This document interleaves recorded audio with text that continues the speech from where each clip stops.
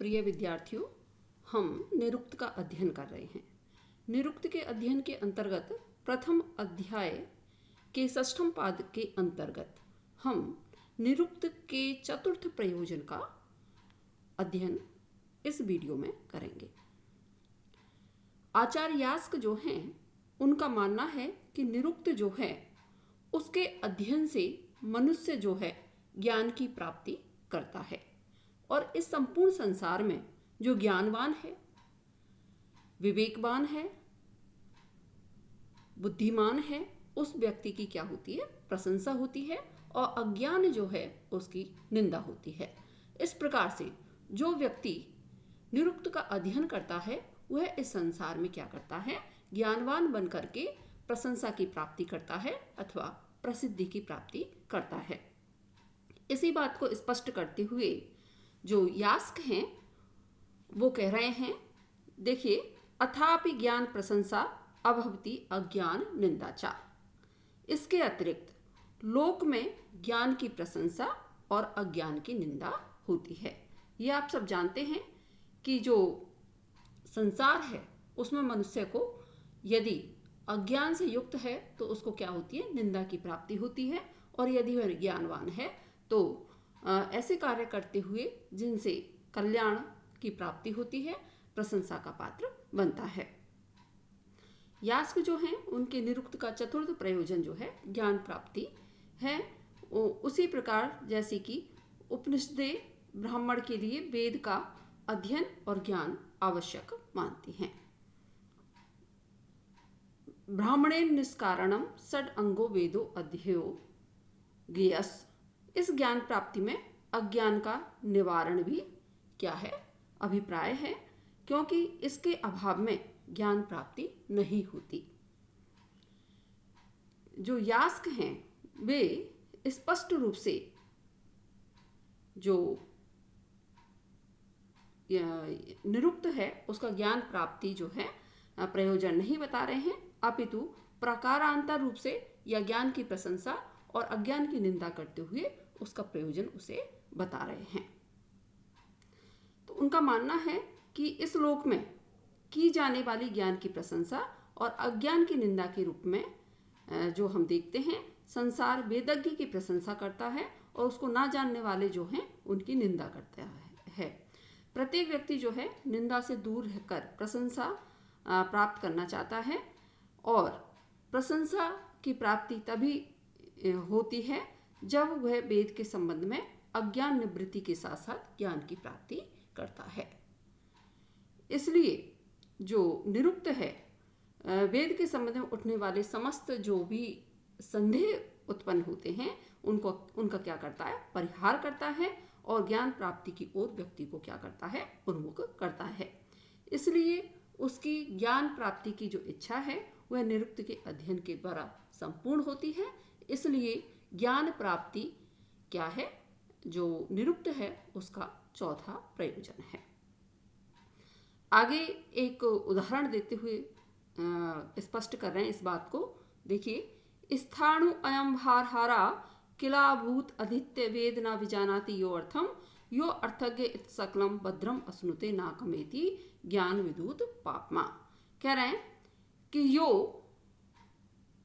अर्थम न विजानाति, जो व्यक्ति वेद का अध्ययन करते हुए उसके अर्थ को नहीं जानता है या केवल शब्द मात्र का ज्ञान रखता है, ऐसा व्यक्ति स्थाणु अयम भारहारा, ठूंठ के तुल्य भार को वहन करने वाला या ढोने वाला होता है। और इसके विपरीत जो व्यक्ति अर्थज्ञ उस शब्द के अर्थ को जानता है या अर्थ सहित शब्द को ग्रहण करता है, ऐसा व्यक्ति जो है इस संपूर्ण संसार में कल्याणों को प्राप्त करता है तथा ज्ञान के द्वारा पापों को विध्वस्त करके क्या करता है? स्वर्ग लोक की प्राप्ति करता है। यास्क जो हैं उनके द्वारा उस समय संभवतया यह श्लोक उस समय जो समाज है उसमें चलता होगा।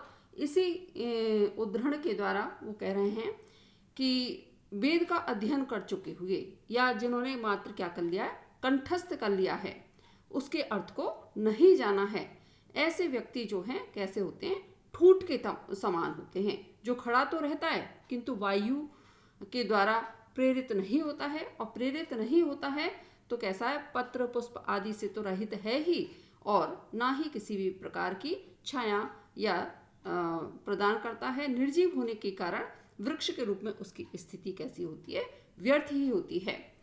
तथा वह कैसा होता है, बाहर वाहक मात्र, या गर्दभ जो गधा होता है वह केवल बाहर ढोने के कार्य आता है। उसी प्रकार से ऊपर से लदे हुए फल आदि पदार्थों के जो स्वाद आदि है उससे रहित या उसको नहीं जानने वाला कहकर उसकी क्या करते हैं, निंदा करते हैं। और जो कैसा है, अर्थज्ञ है, अर्थ को जानता है, ऐसे व्यक्ति की क्या होती है, प्रशंसा की जाती है। एक दूसरा और श्लोक इसी भाव को स्पष्ट करते हुए आचार्य यास्क के द्वारा उद्धृत यहाँ किया गया है। यत गृहीतम अविज्ञातम निगदेन एव शब्द्यते अनग्नौ एव शुष्क एधो न तज्ज्वलिति करेचित। यत निगदेन एव शब्द्यते गृहीतम, जिसने शब्द का उच्चारण मात्र ग्रहण किया है, ऐसा व्यक्ति उस शब्द के द्वारा उसी प्रकार से किसी भी कल्याण की या अर्थ की प्राप्ति नहीं कर सकता है, जैसे कि शुष्क ईंधन जो है, जब तक उसमें अग्नि प्रज्वलित नहीं होगी तब तक वह किसी भी प्रकार से मतलब अनग्नि या अग्नि से रहित होता हुआ ऐसा ईंधन कैसा होता है, निष्प्रयोजन होता है, किसी कार्य का नहीं होता है या किसी भी प्रयोजन को सिद्ध नहीं करता है। इसी प्रकार से शब्द मात्र या पद पाठ किया हुआ जो व्यक्ति है या रटने वाला जो है वह क्या करता है, किसी भी प्रकार के कल्याण की प्राप्ति नहीं करता है। इसी भाव को इन्होंने इस श्लोक के माध्यम से स्पष्ट करने का प्रयास किया है। उनका कहना है कि जो केवल रटते हैं या पदपाठ करने की निंदा की जा रही है, इसमें उनके विचार में इस प्रकार के जो वेद अध्ययन है उसको लोक में कभी भी प्रशंसा की प्राप्ति नहीं होती है। जिस प्रकार से अग्नि से रहित जो भिन्न स्थान या पदार्थ जो है उसमें पड़ी हुई सूखी लकड़ी जो है प्रज्वलित नहीं होती है और किसी भी प्रकार से किसी व्यक्ति के लिए कल्याणकारी नहीं होती है। उस सूखी लकड़ी में प्रज्वलित होने की सामर्थ्य तो होती है, किंतु अग्नि के अभाव में वह इस सामर्थ्य को व्यक्त नहीं कर पाती।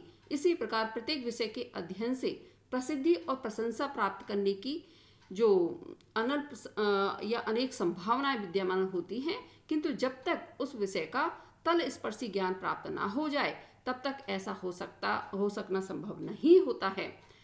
एक तरह से कहा जाए तो जो ज्ञान है उसी की प्रशंसा होती है, प्रशंसा ज्ञान की होती है, विषय जो है उसकी प्रशंसा नहीं होती। अब इसमें दो शब्द आए हैं।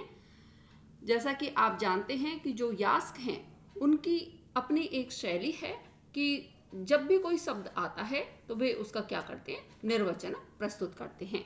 उसी संदर्भ में उनके द्वारा यहाँ स्थाणु तिष्ठते, जो स्थाणु शब्द है उसका निर्वचन बताते हुए कहा जा रहा है कि स्थाणु शब्द स्था धातु से क्या हुआ है, निष्पन्न होता है। अर्थो अर्थे, जो अर्थ शब्द है री धातु से बना है। अर्णस्था वा अथवा अरण, गमन हो जाने पर भी रहने वाला होता है, इस अर्थ में इसकी प्राप्ति हमें होती है। यास्क की दृष्टि में जो स्थाणु शब्द है वह स्था धातु से निष्पन्न हुआ है। इसकी व्युत्पत्ति इस प्रकार की जा सकती है, तिष्ठतीति स्थाणु, अर्थात जो खड़ा रहे वह स्थाणु, स्थाधनु उणादि से यहाँ हुआ है।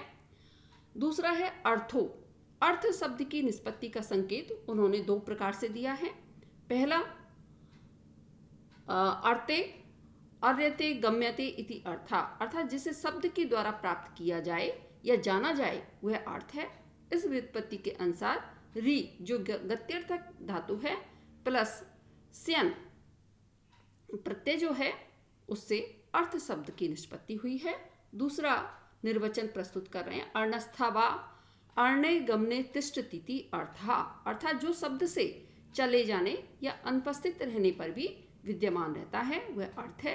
इस व्युत्पत्ति के अनुसार अरण री धन लिट और अन शेष रहता है लिट का, धन स्था का अर और था, इस तरह से अर्थ शब्द की निष्पत्ति उनके द्वारा बताई जा रही है। अर्थ, वस्तु, भाव आदि का बोध शब्दों के द्वारा ही होता है, यह सत्य है, किंतु उसकी सत्ता शब्द के अभाव में भी होती है। इस तथ्य को ध्यान में रखकर यह निर्वचन उनके द्वारा किया गया है।